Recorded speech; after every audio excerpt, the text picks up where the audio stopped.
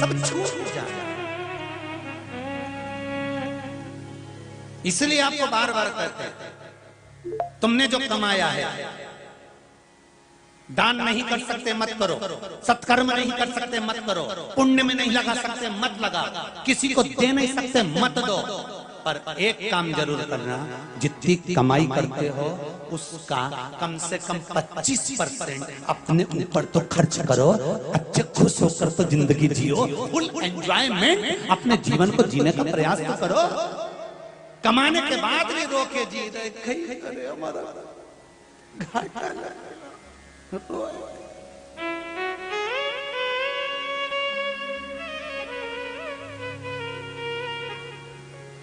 आज भगवान ने अच्छा समय दिया है ना, अरे बोलो तो जमते, दिया ना अच्छा समय, 2 रोटी भगवान दे रहा है ना, अच्छे से हाथ पैर चल रहा है ना, शरीर जोरदार है ना। जब तक शरीर अच्छा है, फिर वही वाली बात आ गई, जब तक शरीर चले और तुम्हारे घर में चले, तब तक सब अच्छा काम कर लो। जिस दिन शरीर नहीं चलेगा और तुम्हारे घर में नहीं चलेगी, उस दिन कुछ नहीं कर पाओगे। छोरा से कहोगे, छोरा कुबेरेश्वर महादेव के लिए 500 रुपए दान कर दे, छोरा 500 रुपए ले भी जाएगा, अपने खाते में जमा कर आएगा, और डोकरी अपने दिख ही नहीं पाएगा। जब तक तुम्हारा शरीर चले और तुम्हारे घर में चले, सब अच्छा काम करो, भजन करो, कीर्तन करो, मंत्र जाप करो, नाम जाप करो, अपने ऊपर फुल आनंद के साथ खर्च करो। अच्छे कपड़े अलमारी में भरे रखे हैं, एक से बढ़कर एक साड़ियां, घड़ी बनी बनाई धरी है, दिवाली पे साफ होती, वापिस धरा जाता।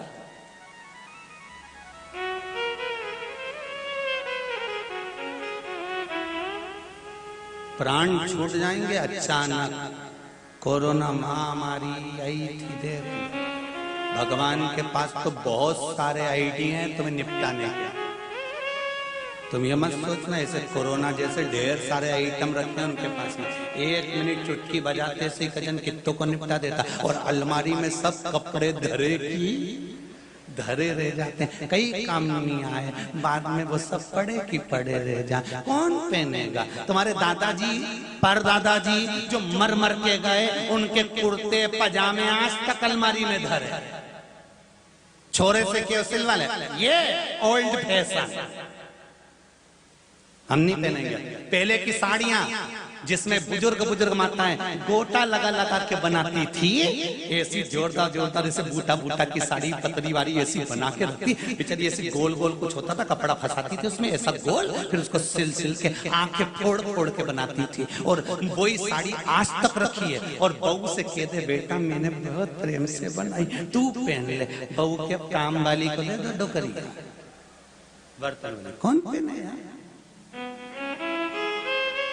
फिर निवेदन है, खूब अलमस्त जिंदगी जियो, 1 लोटा पानी का भरो, प्रसन्न होकर घर से चलो, और शंकर जी के मंदिर में जाकर शंकर भगवान को समर्पित करते चलो, जीवन सार्थक करते चलो, जीवन को आनंदित करते चलो, कुछ नहीं बिगड़ेगा।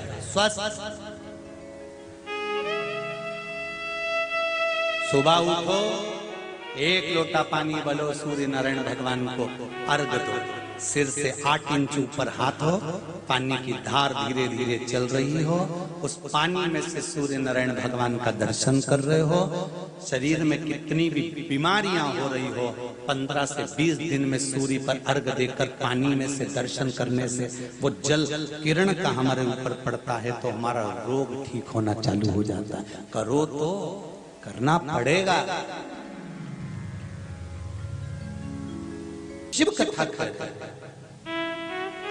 बहुत मिलेंगे बर्बाद करने वाले, पर आपकी भक्ति अगर दड़ी है तो शिव आपके।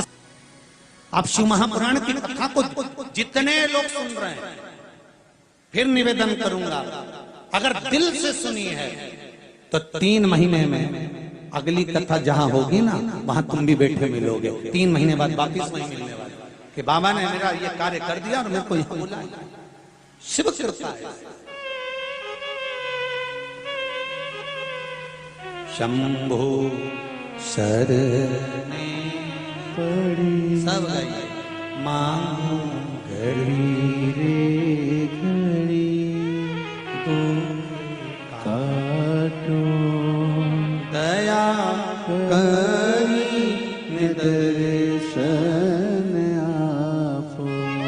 शिव कृपा होती ही ऐसी।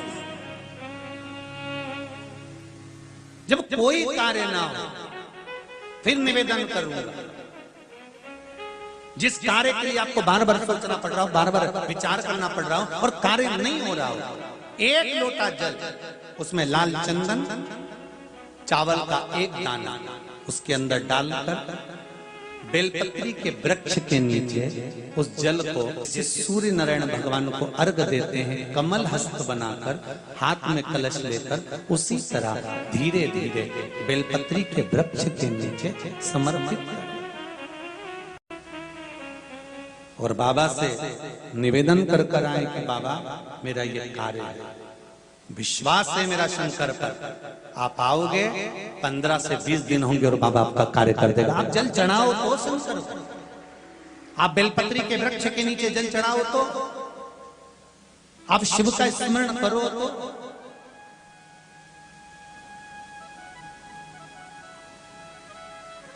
कितने लोग हैं जो शंकर जी के मंदिर में रोज जल चढ़ाने जाते हैं? हाथ उठाइए। बहुत सारे हो रहे, धर लो, वापिस धर लो। जाना चाहिए भगवान शिव के मंदिर तक पहुंचना, शंकर के द्वार तक जाना, शंकर के मंदिर तक जाना, शंकर पर एक लोटा जल चढ़ाना सहज नहीं है महाराज। ना जाने कितनी कितनी बाधाएं हमारे जीवन में आती रहती है और भगवान शंकर पर चढ़ाया गया एक लोटा पानी हमारी बाधाओं को हर लेता है। केवल एक लोटा,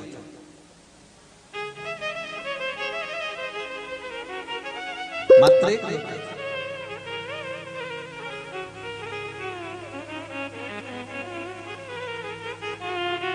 इसीलिए शिव पुराण कर गई महाराज।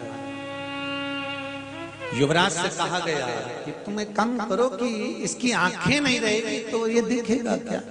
और मित्रों का कहना माना और कहना माना उस युवराज ने हंस को पकड़ा और अपने बाण को निकालकर हंस की आंखों को फोड़ दिया।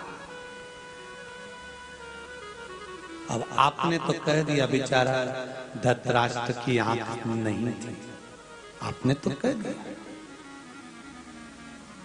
क्यों दुख आया, तकलीफ क्यों आती है, कष्ट क्यों आता है?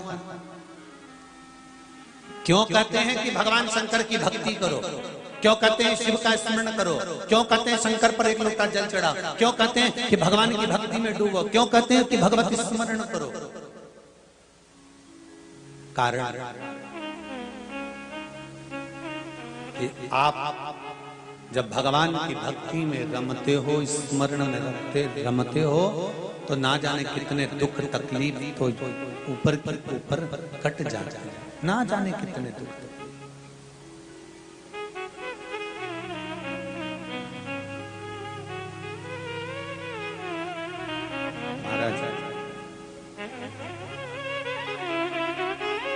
कितनी माताएं और कितने भाई बैठे हैं जिनके नवरात्रे की भी व्रत है?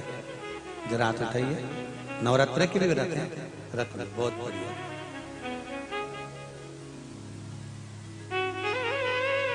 खाने के लिए करे कि गाने के लिए करे?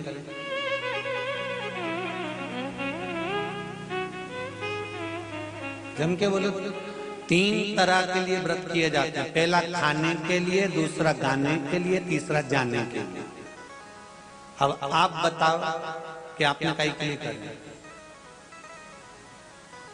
जाने के लिए जाकर क्या करोगे? तो यहीं कर लो ना। ऊपर जाके भी तो श्री शिवाय नमस्तुभ्यम करोगे तो अच्छा यहीं कर लो। व्रत ना खाने के लिए होना चाहिए, ना जाने के लिए होना चाहिए। व्रत केवल गाने के लिए होना चाहिए कि मुझे भगवान का गुणगान गाना है और परिवार को उस गुणगान के बल पर